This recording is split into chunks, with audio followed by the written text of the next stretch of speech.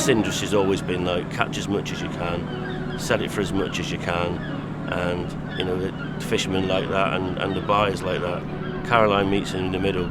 She sets a price that's usually above fair, but for that she expects absolute top quality fish, and she only wants to buy fish from sustainable boats with a low carbon footprint, which is what our entire business is. So Soul of Discretion is an ethical fishmonger based here in Plymouth. We're a community interest company owned by the fishing community that land to us. We buy exclusively from the under 10 metre boats. They're not doing as much damage to the marine environment because the gear that they use has much less impact on the marine seabed. They discard virtually nothing, whereas industrial caught fish will throw away huge amounts of fish in every haul, and often they're owned by the skippers that fish. What I like working Caroline with Soul of Discretion is we know what we're getting for each species before we actually land. She looks at every species of fish and does the hardest she possibly can to market fish that are generally been seen as unmarketable. The lesser known species, the wrasse and the pouting and such like, she's actively found a market for. So I'd worked in restaurants for about 20 years, and I'd seen a huge improvement over those times in being able to trace back to the boat and the method of catch. This just wasn't available to my friends who were trying to buy fish from a supermarket or even a fishmonger.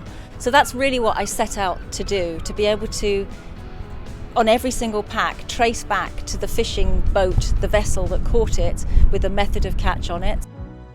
So having conceived of the idea and presenting it to numerous investors, many of whom called themselves green investors, and they just wanted exactly the same return on equity as everybody else, I came across social and community capital, and I think from within less than 2 months of first approaching them, I got a decision and the money was pledged. We'd found an online organic delivery company down here. After about 8 months of trade, they abruptly said that they didn't want to actually list the fish. But social and community capital said, well, things obviously aren't going as well as they could, but we're going to reschedule the loan to bring down the rates of interest. And they split the loan as well.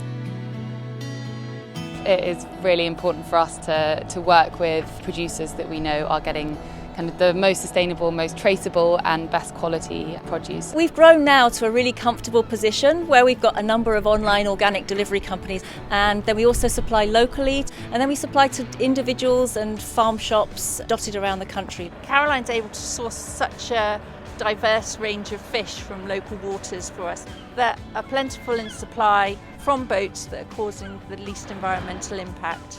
I hope that we could inspire other groups of small-scale fishers around the British coast to do similar things. And wouldn't this be brilliant for consumers, because they know they don't want to support industrial-scale farming and fishing, whereas the scale we're at, for me, feels like a natural form of humans being part of the ecosystem rather than a burden on the ecosystem. She's sort of setting up a bit of a blueprint really for how people should be.